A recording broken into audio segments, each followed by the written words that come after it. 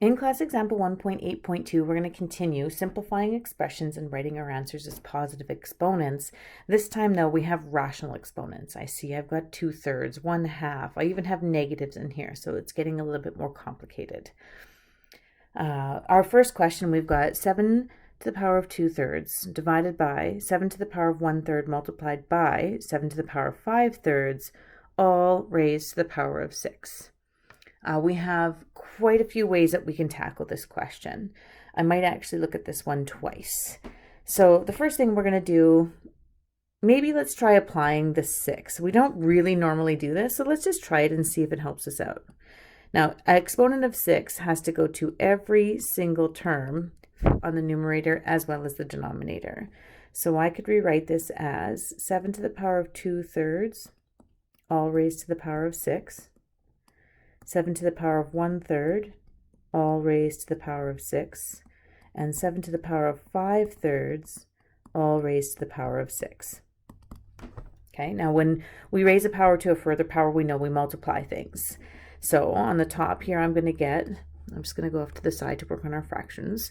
7 to the power of 2/3, and I'm raising it to a power of 6. So a power to a further power means I'm going to take 2/3 and I'm going to multiply by 6.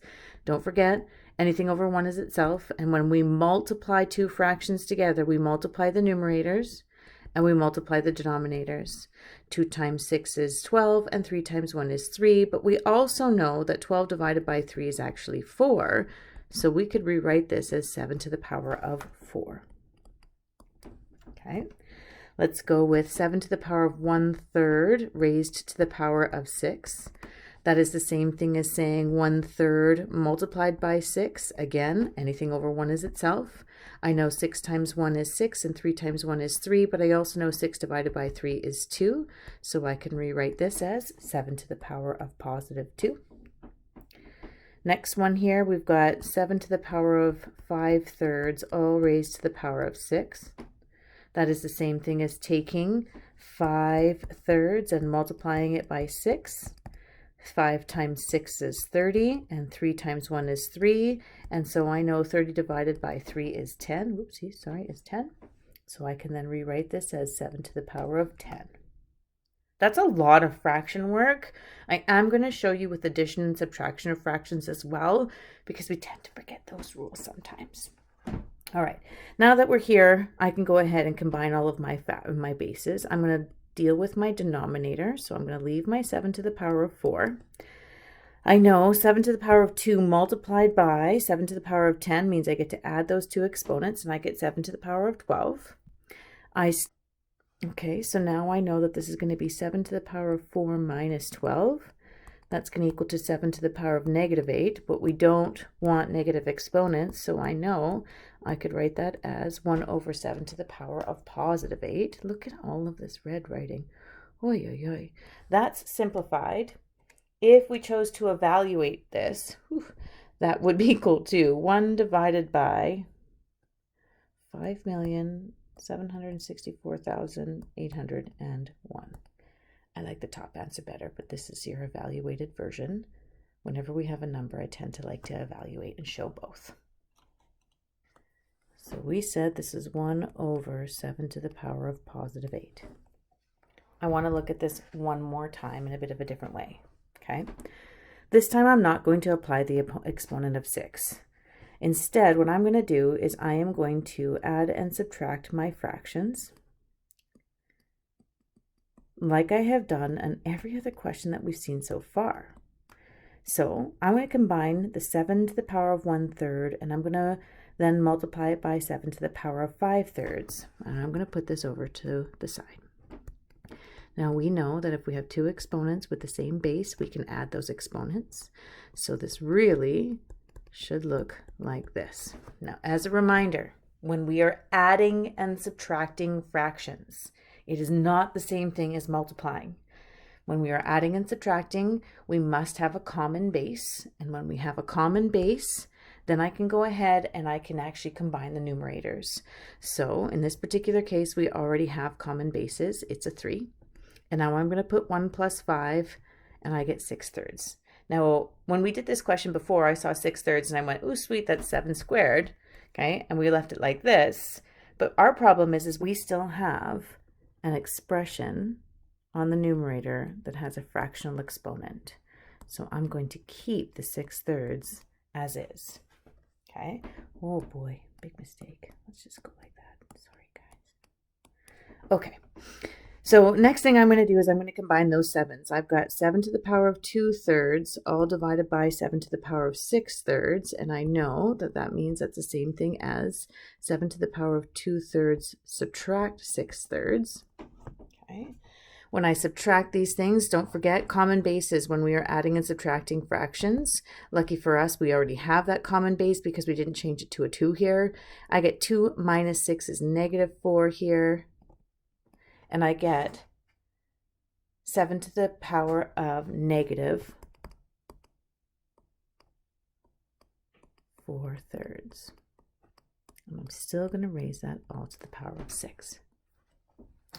Okay, so next thing we've got going on is 7 to the power of -4/3 all raised to a further power, which we know is going to mean that -4/3 now gets multiplied by 6. Now, please don't forget that we can put 6 over 1. We talked about that earlier. Then I know that when I'm multiplying, not adding and subtracting, but when I'm multiplying two fractions, I multiply the two numerators and the two denominators. Now here I can see that that is going to simplify out. It's kind of a weird place to put an equal sign, sorry. That is going to equal out to a nice number here. -24/3 happens to equal to -8. Okay, so I divide those two, and I can see that 7 to the power of -8 also becomes 1/7 to the power of +8, which is the first way we got that. So I showed this to you two different ways because of the adding and subtracting versus multiplying of fractions, for starters. And for secondsies, to show you that there's always going to be more than one way to deal with these questions. You just have to figure out where you're comfortable. If you have time, then I would check your answer by trying a different method. Okay. 8 multiplied by a cubed, b to the power of 6, all raised to the power of 1/3. Now, 8, a, and b are all different, so there's nothing we can do inside the set of brackets. So in this particular case, we're going to apply that 1/3 to every base that's on the inside. Now, a lot of people get confused and say it's only a cubed and b to the power of 6. But there's also an 8 there that's inside that set of brackets, and everything on the inside of the set of brackets gets that 1/3 applied to it. So this actually becomes 8 to the power of 1/3, a cubed to the power of 1/3, and b to the power of 6, all raised to the power of 1/3. You could, if you really wanted to, put that 8 to the power of 1 there, and then you're a little bit more consistent if you like. Now, in this particular case, 8 to the power of 1 raised to the power of 1/3 or further power is still 8 to the power of 1/3. We're going to leave that alone for just a second. Next, I've got a cubed raised to the power of 1/3. We know that that's going to be a cubed raised, a power raised to a further power gets multiplied. And 3 multiplied by 1/3 actually happens to equal to 1, which is the bonus. So now I just have a. If you want, you can put to the power of 1. B to the power of 6 raised to the power of 1/3 is the same thing as b to the power of 6 times 1/3. That happens to equal to 6/3. Don't forget multiplying, right? Numerators and denominators, but we know that's b squared. So now I'm going to get multiplied by b squared. Okay. Now, we've talked about this whole notion of evaluation. So you could say, because all it has said is positive exponents, you could say 8 to the power of 1/3 ab squared is simplified. But I don't like 8 to the power of 1/3. 8 to the power of 1/3 is also the same thing as saying the cube root of 8. Remember, we say that the denominator becomes the index and the numerator stays where it is. Well, it's just a 1, and that's fine. If we look at our perfect cubes list, 8 is actually on there, and the cube root of 8 is 2. So the best answer here would be 2ab squared. This is the better answer. And that's why I keep showing you this evaluation every time we have a number, because just in case it actually does turn out nicer. Okay, now looks like we've got some negative signs in here as well. X to the power of 3 over 2 y squared, all multiplied by x to the power of 1/2 y to the power of -1. Now, there's a couple of things here. I'm not quite sure why we've got this extra set of brackets, because doesn't brackets just mean multiplication? And when you have two things right next to each other, doesn't it also mean multiplication? So we could actually rewrite this as x to the power of 3 over 2 times y times x to the power of 1/2 times y to the power of -1, and it would be the exact same thing. Now, if we had an exponent on the outside, we would not be allowed to do that. We'd have to apply that exponent first, right, like we have done in the previous two questions, but there is no exponent, so we don't have to. So what I'm going to do is I'm going to rewrite this as x to the power of 3 over 2 multiplied by x to the power of 1/2, because it doesn't matter which order we put them in if they're all multiplications. Then I'm going to put y times y to the power of -1. All right. Let's deal with those x's. I can see I've got two exponents with the same base, so I know that when I multiply those two things, I get to add my exponents. When I'm adding fractions, I have to have common denominators. Bonus, that's already done. So I've got 2 on the denominator, that stays the denominator, and I get to add the exponents on the numerator, just the values of the numerators. 3 plus 1 is 4. Here I can go ahead and do the same thing and combine my y's. Y to the power of 1 multiplied by y to the power of -1 is the same thing as y to the power of 1 plus -1. Well, 1 plus -1 happens to equal to 0. Okay.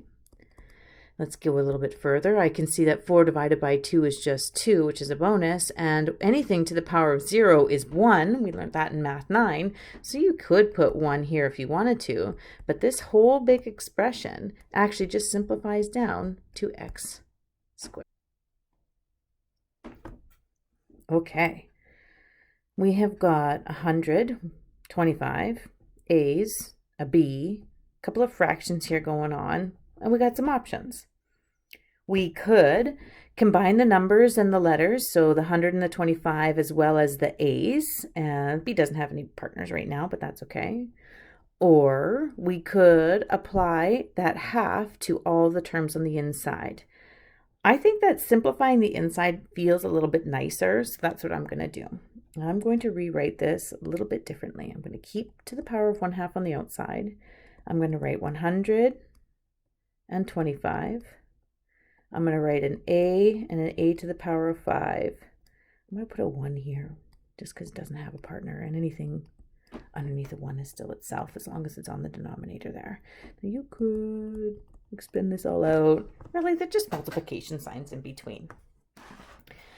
This way, at least I can look at 125, a and a to the power of 5.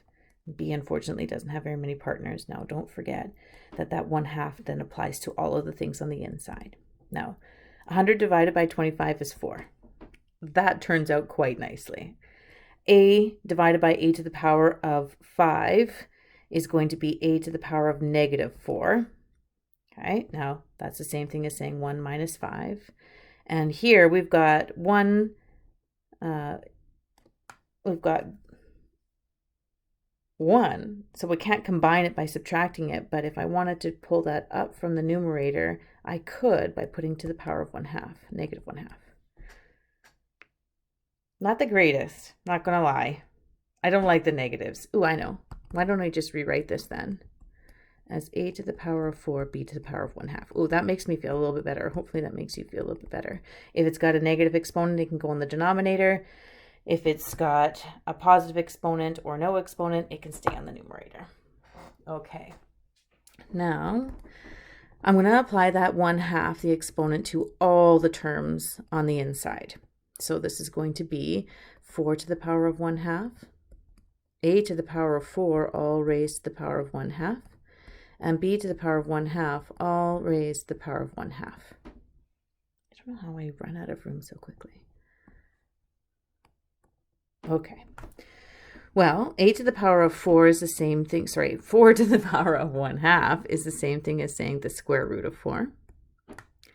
If I've got a to the power of 4 raised to the power of 1/2, that's the same thing as taking a power and raising it to a further power, which means I get to multiply those exponents. That is the same thing as saying 4 over 1 multiplied by 1 over 2, and that equals to 4 over 2, or just 2. So now I get a to the power of 2. B to the power of 1/2 raised to the power of 1/2 means I'm going to have to take 1/2 and raise it to the power of 1/2, which is going to be 1 times 1 and 2 times 2, which is actually b to the power of 1/4. Okay.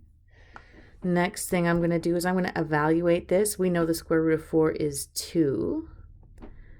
A doesn't have any other partners, and neither does B, so you could leave it at b to the power of 1/4, or you could write that as the 4th root of b. Now it's up to you because this question itself only says positive exponents, but I like this version better. I don't know why. Sometimes I don't recognize this as the 4th root, right? But when I see the root sign, then I go, oh yeah, okay. Then I can see that that root is nice and clear. Don't forget to write the index and the exponent really separately. Even putting a multiplication sign in between would be good.